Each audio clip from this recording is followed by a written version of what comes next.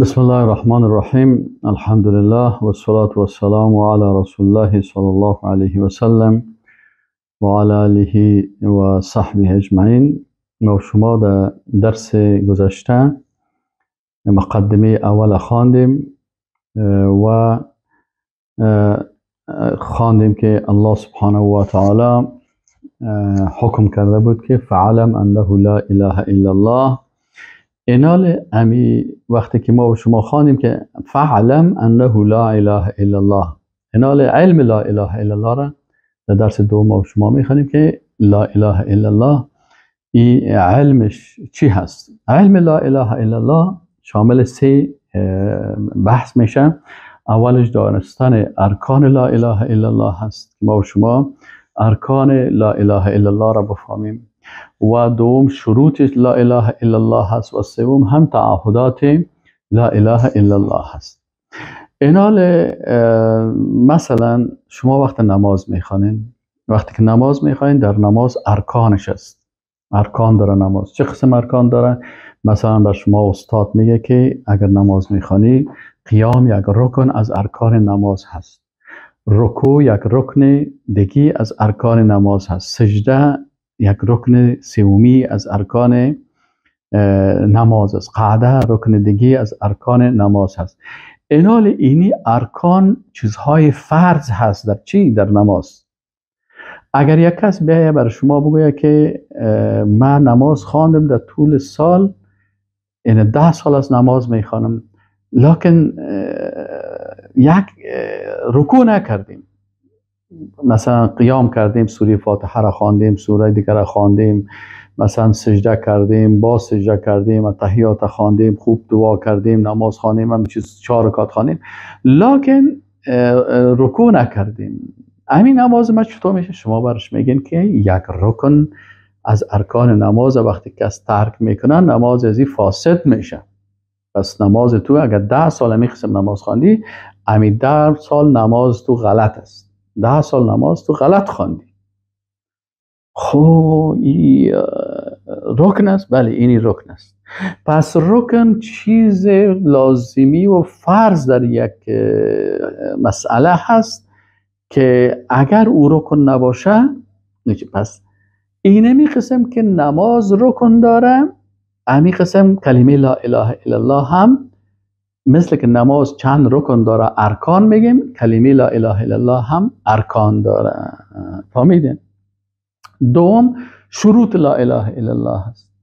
اینمی قسم که نماز شروط داره، مثلا از شروط نماز یک شرطش وضو هست که باید برای نماز رو وضو داشته باشی.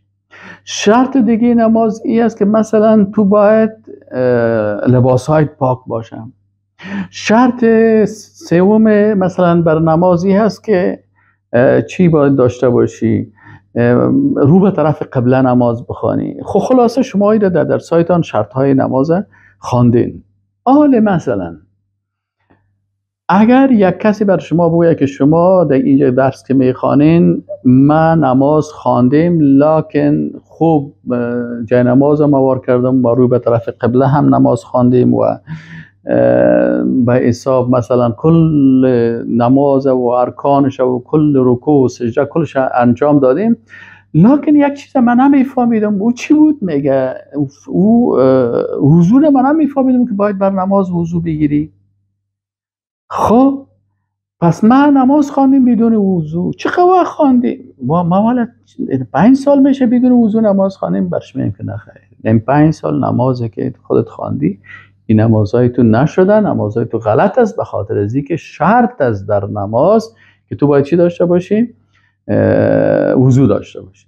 اینمی قسم که وضو در نماز شرط است، اینمی قسم در کلمه هم چند شرط است، 7 شرط است که اگر این شرایط نباشه باز این حال کلمه خواندن یک انسان یعنی والله اعلم دیگه مشکلات زیاد پیدا میکنه.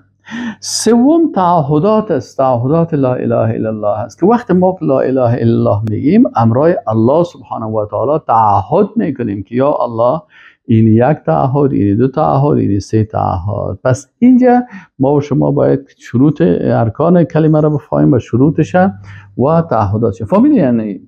خب اول دانستن ارکان لا اله الا الله. کلمه لا اله الا الله دارای چی هسته؟ لا اله الا الله اینجا کلمه لا اله الا الله دارای دو رکن است. کلمه لا اله الا الله دارای چی هسته؟ دارای دو رکن هست. دارای دو رکن است. رکن اول چی است؟ رکن اول کلمه لا اله الا الله چی است؟ نفی تمام معبودان باطل و اثبات عبادت فقط به معبود حق الله سبحانه و تعالی هست. پس رکن اول کلمه چی هست؟ رکن اولش که تو باید وقت کلمه تو درست میشه که تمام معبودای باطل نفی بکنی. بگویی که این بت‌ها و این قبرهایی را که مردم عبادت میکنه یا مستحق عبادت نیستن یا را نفی بکنی. کسی که پیغمبرها را عبادت میکنن پیغمبرها مستحق عبادت نیستن. کسی که مثلا ملائکه را عبادت میکنه ملائکه مستحق عبادت نیستن. کسی که جنها را عبادت میکنن جنها مستحق عبادت نیستن. کسی که درختها را عبادت میکنن درختها مستحق عبادت نیستن. یا را کلش نفی میکنی و اثبات میکنی عبادت. باز میگی وقتی که با لا اله کلش نفی کردی باز با الا الله چی میکنی؟ اثبات تمام عبادت ها برای الله سبحانه و تعالی. پس رکن اول کلمه چی هست؟ نفی تمام معبودان باطل و اثبات عبادت برای کی؟ به الله سبحانه و تعالی که او معبود حق است. معبود حق کی است؟ الله است. نفی رکن اول. باز براتون میگم خوب فقط بگین. رکن اول چی هست؟ نفی تمام معبودان باطل و اثبات عبادت فقط به معبود حق الله سبحانه و تعالی است. این رکن اول کلمه هست. اگر کسی این رکن در کلمه خود نداشت بالاخره مثل که نماز بدون رکوع خوانده باشه. دوم رکن دوم چی است؟ رکن دوم نفی تمام قانونگذارهای باطل. کسایی که قانون میسازن ضد شریعت الله ضد احکام الله این کل قانونگذارا یا را طاغوت میگن. چی میگن؟ کسایی که قانون میسازن یا ساختن ضد شریعت الله اینا طاغوت هستن. فرعون قانون میساخت، هامان قانون میساخت، ددارندو ابو جهل و ابو لهب اینا قانون میساختن. اینا رو کلش نفی بکنی. امروز مثلا امریکا قانون میسازه ضد شریعت الله، مثلا فرانسه قانون داره ضد شریعت الله، روس قانون. پس این قوانین کلش نفی میکنی. نفی تمام قوانین باطل و قانون سازهای باطل و اثبات تعیین احکام فقط به الله سبحانه و تعالی. یاد میگه مستحق تعیین احکام کی میکنه؟ الله میکنه. پس ارکان لا اله الا الله چی شد؟ لا اله الا الله چند رکن داره؟ دو رکن داره. رکن اول چی است؟ نفی تمام معبودهای باطل و اثبات عبادت به الله سبحانه و تعالی. و رکن دومش نفی تمام طواغیت و نفی تمام قانون سازهای باطل و اثبات تشریع به الله سبحانه و تعالی. پس اینال من هست یک مسلمانه که من مسلمان هستم در ارکان چی؟ در ارکان لا اله الا الله من اینمی دو رکن قبول دارم. رکن اولش است که کلمه لا اله الا الله وقتی که من میگم تمام معبودای باطل نفی میکنیم. اگر شما پرسان بکنیم که 20 معبود باطل نام بگی شما چی میگن؟ بگن مثلا من براتون ببین سوالای امتحانم براتون میتونم. مثلا من یک سوال میرم که ارکان لا اله الا الله را بنویسید. یعنی من سوالا رو براتون گفتم کسایی که اون کوشیار هستن وزوز نشته میکنه و او رو پیش خود یادداشت میگیره که این استاد در صنف سوالا گفت. من همیشه سوالای درس در صنف براتون فکرتون باشه در جریان درس میگم. پس سوال اول چی هست؟ یک سوال ای است که ارکان لا اله الا الله را بگوین. شما میگین که خب لا اله الا الله چند رکن دارد؟ نام بگیرید. شما میگین که لا اله الا الله دو رکن داره. رکن اولش نفی تمام معبودان باطل و اثبات عبادت به الله سبحانه و تعالی. رکن دوم چی است؟ نفی تمام طواغیت یا نفی تمام قانون سازایی که ضد شریعت الله قانون میسازن و اثبات احکام فقط برای الله. آفرین اینی شد. سوال دیگه از پیش شما میشه که مثلا 20 معبود باطل برای من نام بگی. شما میگن معبودای باطل که او را شما نفی میکنین فعلا شما کدام معبودهای باطل نفی میکنین؟ شما میگین معبودهای باطل مثلا مجسمه ها، مثل که اون دوها مجسمه ها را عبادت میکنن، اینا معبودهای باطل هستند. نصرانی ها عیسی مسیح علیه السلام پیغمبر حق است، لکن ایره معبود قرار دادن، ایره عبادت میکنن، پس معبود حق نیست، معبود باطل است. ملائکه، کسایی که ملائکه را عبادت میکنن، ملائکه معبود باطل هستند در صورت که عبادت شوند. اونا ملائکه حق الله هستند، لکن اگر کسی عبادتشان میکنه باز معبود باطل میشه. چهارم مثلا نام میگیرین از معبودهای باطل، مثلا در جمله معبودهای باطل کسایی هستن که جنها را عبادت میکنن، جنها هم معبودهای باطل هستن. بعضی کسا هستن که مثلا قبرها را عبادت میکنن، قبرهای اولیاء الله را میرن به رکوع میکنن و سجده میکنن، این معبود باطل است. بعضی کسا مثلا بزرگا و پیرهای خود رکوع میکنن، سجده میکنن، اینا هم در معبودهای باطل است. بعضی کسا آفتاب عبادت میکنن، آفتاب پرست هستن، آفتاب هم اگر پرستش و معبود باطل است. اگر ستاره ها را ستاره پرستا عبادت میکنن، اینا ستاره هم اگر عبادت شوه معبود باطل است. اگر عبادت شوه معبود باطل است، اگر عبادت نشه خب باز او یک مخلوق عادی هست دیگه. مثلا از معبودهای باطل بعضی کسا فیل عبادت میکنن، در صورتی که حیوان فیل عبادت شوه معبود باطل است. گاو معبود باطل هست. بعضی ها درختها را عبادت میکنن، معبود باطل هستن. بعضی ها شادی ها را عبادت میکنن، معبود باطل هستن. اینا کلشان مثلا شما در اطرافتان میبینید که مردم کدام مخلوقاتی را که عبادت میکنن، هر مخلوقی که عبادت شوه او معبود باطل است. این قاعدهش است پیشتان. هر مخلوقی که عبادت شوه او معبود باطل است، به هر رتبه‌ای که باشه، معبود حق نیست. ذالک دلیلش است به خاطر اینکه الله متعال میگه ذالک بان الله هو الحق، به خاطر که الله او معبود به حق است، و ان ما یدعون من دونه هو الباطل، و هر چیزی که بغیر از الله، ببین الله دون الله، بغیر از الله هر کسی که عبادت میشه اینا معبود باطل هستن، ولو که ملائکه باشه یا پیغمبر باشه یا ولی باشه یا این باشه. پس این قاعده رو فهمیدین و میفهمین. خب اگر پرسانتان کردم که در قرآن گفته که الله حق است، من دون الله، من دون الله کدام معبودان باطل است؟ شما نام میگیرین که بغیر از الله هر مخلوقی که عبادت میشه این معبود به حق نیست، معبود باطل هست. خب سوال دیگه این قسم از پیشنهاد میکنم که شما رکن دوم کلمه را گفتین، شما میگین بله رکن دوم کلمه ای است که نفی تمام قانونسازان باطل. خب بگیم امی قانونسازان باطل است. سوال دیگه، امی قانونسازای باطلی که قانون میسازن، برازی در شریعت در قرآن یک نام دیگه ذکر شده هست، او کدام نام است؟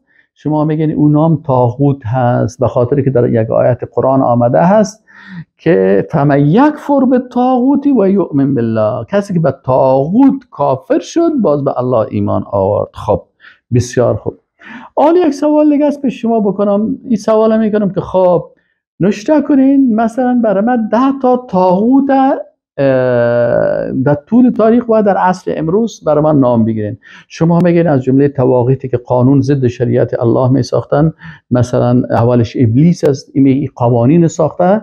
ابلیس قوانین خاص خود داره که ضد شریعت الله است. خب ابلیس یک طاغوت است. بله. دیگه فرعون قوانین می ساخت که ضد شریعت الله بود، این دوم طاغوت شد. بله. یک کسی به نام پولس بود، او یا آمد یک قانون جدید ساخت، شریعت عیسی علیه السلام از بین برد، او سو کرد ضد از او یک قانون دیگه ساخت که در او قانون از او عیسی مسیح از بندگی خیز گفت که این پسر الله هست. این دیگه طاغوت شد. خب این 3 تا طاغوت شناختیم. 4م طاغوت مثلا ابو جهل و ابو لهب و امیه ابن خلف، این کلانای قریش بودن که در دارالندوه اینا قوانین می ساختن ضد شریعت الله سبحانه و تعالی. پس اینا قوانین می ساختن ضد شریعت الله، پس اینا هم این دارالندوه و اعضاش اینا طواغیت بدن. در عصر امروز مثلا بگیم پارلمان هایی که ضد شریعت الله قانون می سازن، مثلا شما میشنوید که فلانی پارلمان شراب برای مردمش جایز قرار دادن. پس این پارلمان طاغوت است. بعضی حکومت هایی که قانون می سازن، مثلا رئیس جمهورها هستن، وزیرایش هستن، قانون می سازن ضد شریعت الله، قانون می سازن که مثلا میگه قانون ما قانون سیکولر هست در این مملکت و من نظام سیکولر را اطاعت میکنم. پس این هم امیر رئیس جمهوری که ضد شریعت الله قانون را سر مردم میپذیرانه و خودش هم میگه من قانون ضد شریعت الله مثلا سیکولاریسم قبول دارم. پس این هم چی هسته؟ این هم یک طاغوت است. کسی که سیکولاریسم قانونش جور کرده این هم یک طاغوت است. کسی که دموکراسی را قانونش جور کرده این هم یک طاغوت است. کسی که سوسیالیسم جور کرده این هم یک طاغوت است. کسی که کمونیسم جور کرده، مارکسیسم جور کرده، مثل مارکس، انگلس، لنین، اینا کلشان طواغیت هستند. مثلا کسی که اعضای پارلمان فرانسه هست اینا طاغوت هستند، به خاطر چی؟ قوانین ضد شریعت الله میسازن. مثلا کنگره امریکا یک طاغوت است، ضد شریعت الله قانون میسازن. ملل متحد یک مرکز طاغوتی هست به خاطر اینکه اینا قوانینشان کلشان ضد شریعت الله هست. پس ایناله شما میتونید نامهای از اینا را کلشان بگویید که مثلا فلان فلان فلان فلان اینا هست. پس خلاصه درس امروز ما شمایی شد که در کلمه لا اله الا الله دو رکن است.